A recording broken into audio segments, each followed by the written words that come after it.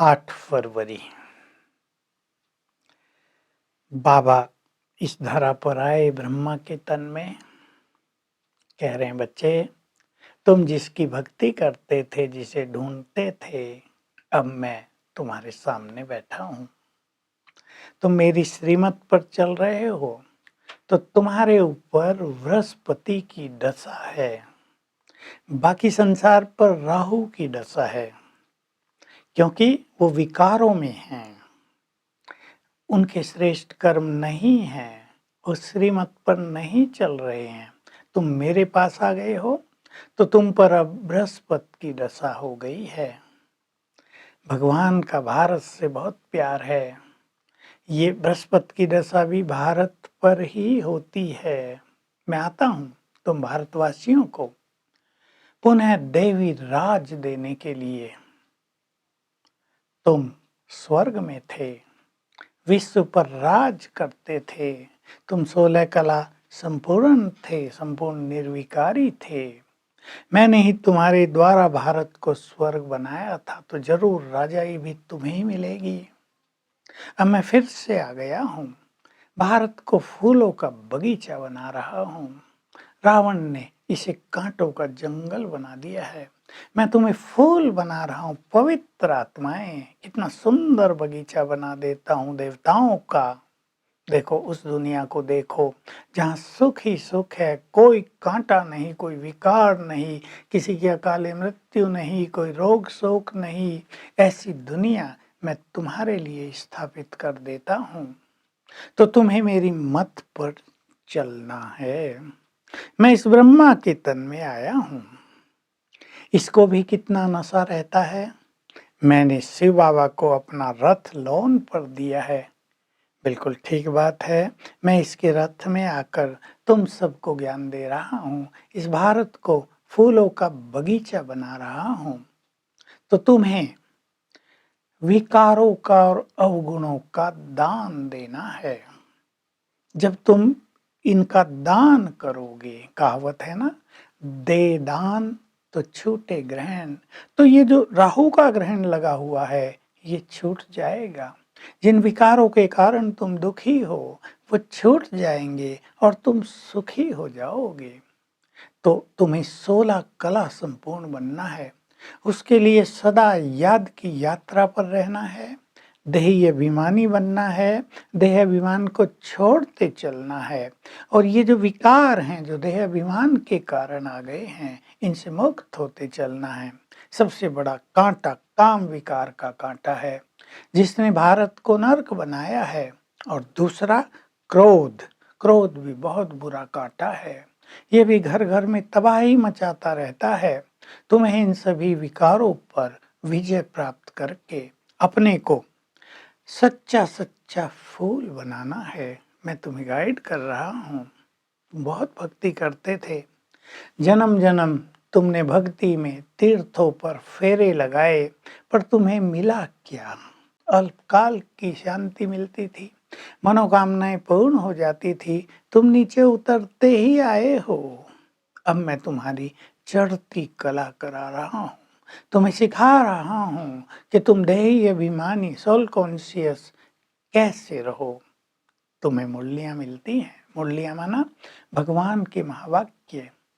तुम ब्राह्मण ब्राह्मणियाँ हो, तो बच्चे कहते हैं बाबा ब्राह्मणियाँ चाहिए मुरली सुनाने के लिए। बाबा कहते हैं नहीं बच्चे, तुम भी सुना सकते हो, कोई भी सुना सकता है। मुरली सुनाने की अच्छी प्रैक्टिस कर लो तो तुम्हारी ये सेवाओं की वृद्धि भी बहुत हो जाएगी। तुम्हें तो गांव गांव में पहुंचना है, प्रदर्शनियाँ करनी है। देखो प्रदर्शनियों में कितने लोग आ जाते हैं, हजारों आते हैं। सेंटर्स पे तो 50 आते हैं। तो तुम्हें चित्र भी ऐसे शोभनीक बना देनी चाहिए, जैसे लक्ष्मी नारायण का चित्र, जो सबको आकर्षित करे। बाबा बड़ी महिमा कर रहे हैं 2 चित्रों की, शिरडी का चित्र और गीता के भगवान का चित्र बहुत ही श्रेष्ठ हैं। इसे देखकर लोग तुम्हारे पास आएंगे और तुम्हें सबको समझाना है कि कैसे हम भारतवासी स्वर्ग में थे और धीरे धीरे जन्म लेते लेते नीचे उतरे हैं और अब आकर स्वयं शिव बाबा सच्चा ज्ञान दे रहे हैं। तो तुम्हें इन विकारों को छोड़ते चलना है। बाबा बार बार कह रहे हैं तुम भी व्यापारी हो। देखो, व्यापार में हमेशा लाभ लाभ लाभ होता चलता है। अगर किसी को घाटा हो तो उसको लोग अनाड़ी कहते हैं, यानी बुद्धू व्यापारी है, इसको व्यापार करना आता ही नहीं है। तुम अब व्यापार करते हो भगवान के साथ, वही सच्चा सौदागर है, रत्नागर है। तुम उससे व्यापार कर रहे हो, तुम्हें उससे व्यापार करना आना चाहिए ताकि थोड़ा देकर स्वर्ग की बादशाही ले लें। कितनी सुंदर बात है।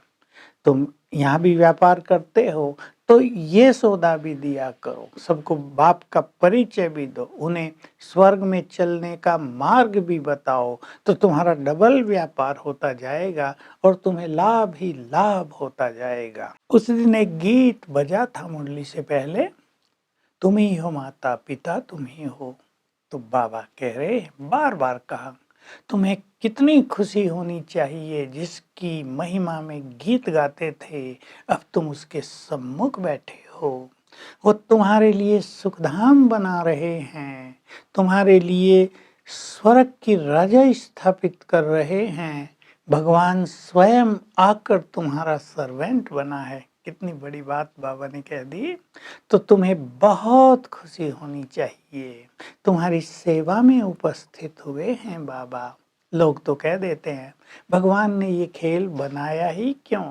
बाबा कहते बच्चे, ये तो बना बनाया खेल है, न कभी किसी ने इसको बनाया, न कभी यहाँ प्रलय होती है।